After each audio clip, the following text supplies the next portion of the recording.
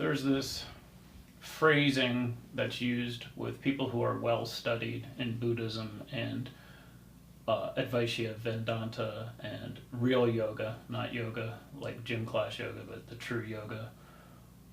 Stuff that you don't see in our culture unless you dig kind of deep. You're not going to find it on Facebook, and you're not going to find it on YouTube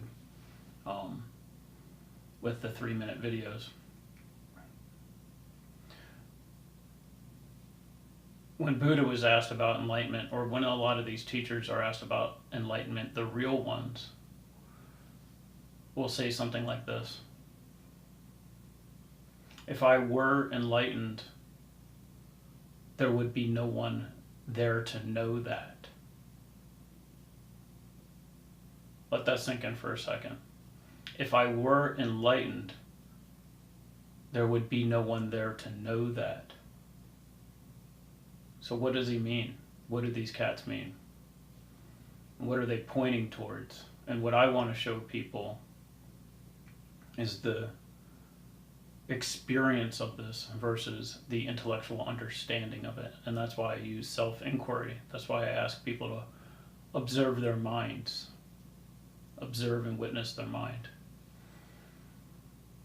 Because everything you've ever heard about enlightenment is true. It's right under your nose. Everything is an illusion. It really is.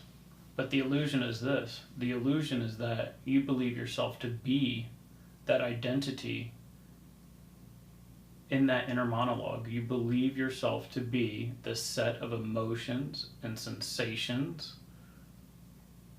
The English language right now that's receiving and reporting to you on this information that says to you, oh, I am learning this, or I don't get that. That very thing, that identity, it is that thing that is the obstacle that's removed through practice. Most practice fails because people don't even know what they're teaching. Everybody teaches meditation, teaches concentration, and then they leave out the second part, which is becoming familiar with who is there once the object is concentrated on, once the mantra is said enough times that you can get the space. Once you're observing yourself, once you're observing the thought, then the intuition, the inward direction of your attention to sense and feel who is there. And when it comes to you, it's not going to come to you in the English language. It's going to come to you as a sense of spaciousness, as a sense of joy. It's going to report to your senses. It's going to report to your body that you have come into contact with something divine. And so that's what enlightenment is. Enlightenment is the realization and the stable, steady state. You take refuge in the stable, steady state of yourself so that there's this stillness. And the practice that leads up to enlightenment are all the practices that you see out there today, but they're not executed properly. They're not well understood because people really just haven't been taught, especially at this adolescent stage that our spiritual culture is at right now. A lot of these people on Facebook and on YouTube and the quote teachers out there have a couple years of awakening experience. Maybe they go and take a year-long yoga class. I've been a Reiki master and meditation practitioner since before the internet started. And I still wouldn't step out there and make some of the claims that these cats are making. But maybe that's something I should be doing because people definitely need to hear what I've got to say. So enlightenment, then, no one is going to show up in that state of mind. The realization is that even if the mind is going on, there's stages here. So one of the stages, as you become more and more attentive to your true self and you begin to desire it, and you want to know your true self and you put your attention on that, you start to contemplate it, and then the knots loosen. In Buddhism, that's the knots are loosening. That's what they call that, which are actually your chakras are becoming attuned. So the attention is directed to the stillness, and then as that unfolds for you, as that practice unfolds, what you're going to recognize is that that voice that had the grip over you, that voice in your head that was your ego, is suddenly going to be loose feeling. It's suddenly not going to have a grip over you. That's called detachment. And when that happens, the result is the felt response in the body is joy and peace and effortless joy and peace. And so you can really tell if somebody's dialed in.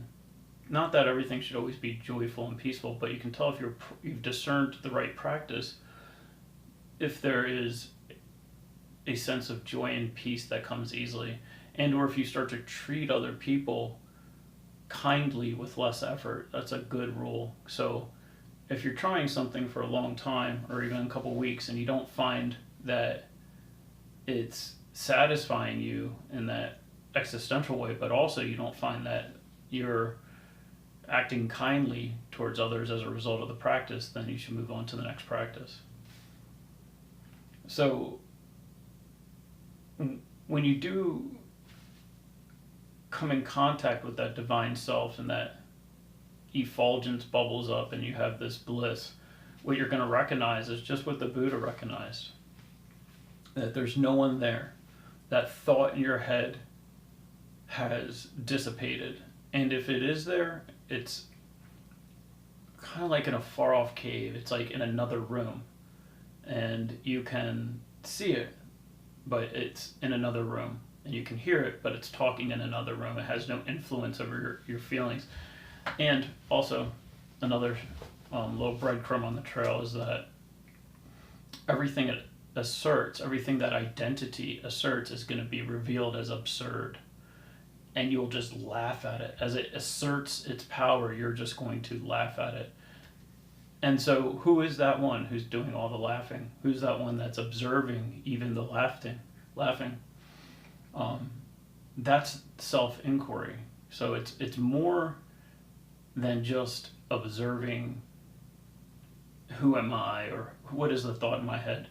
I'm just trying to get people to begin the process. And because we're in this world where everybody wants to have the posture and like the externalization of their spiritual practice, they don't see the value in the question. However, if you were to look into the history, 6,000-year-old history of all these practices, what I am talking about would be considered the highest yoga. It is literally the highest yoga. It is the yoga of wisdom. Jana yoga means self. It is the inquiry into the self, and it requires no posture. It requires no concentration. It requires your attention. And so when you see these pictures of real gurus and they're all just shining and bright, they have realized and they have certainly practiced and understand what I'm talking about, because that's the only way that's there. That's the only way for that self to be revealed. So one last thing on that. As you go down that path and you're like, I want to be enlightened, or there is enlightenment, I'm not saying that these other things are not useful, but you must understand the tools in the toolbox, and you also must understand what you're looking for. Because you could spend, as a lot of people do, their entire lives, and then they realize they've just got an assembly of tools, but they've never really been satisfied or made anything. And so, like, stretching in yoga relaxes the mind. It concentrates the mind. That's a very good stage to be in. You want to get a handle. It's like having a wild animal in your head. And the first stage is we have to get the leash on the animal, and that's the practice of yoga. And you start to learn to concentrate. But later on, and then there's law of attraction stuff where then you can use that concentrated mind in combination with the heartfelt presence, radiate into a field of energy and see how the universe will conspire to bring something back to you. But even with that, there's another unfolding, and it comes to that place where you fully recognize that if there were enlightenment, there would be no one there to recognize it, because that very one, that very sense of being that asserts that there is a separate self, is suspended. It's dissolved.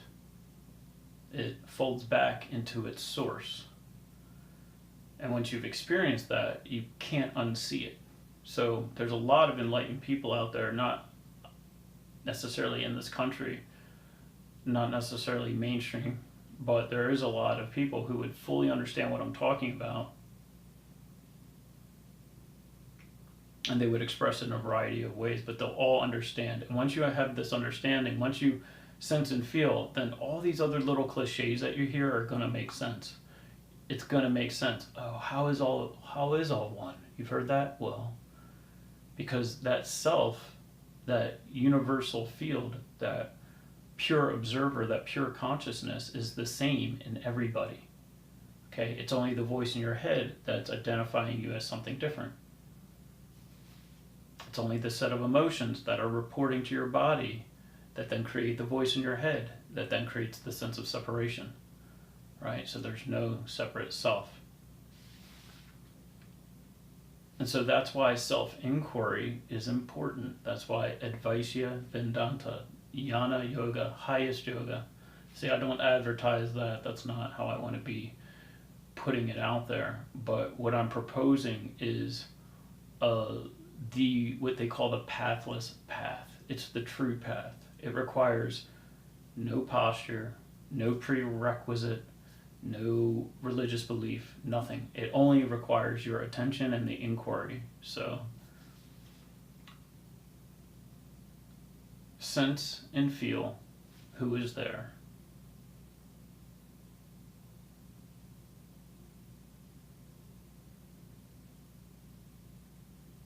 Sense and feel who is there watching and listening in on your mind.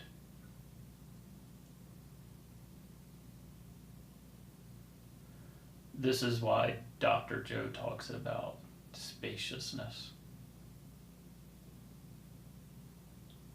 This is what he's priming your brain to come back to.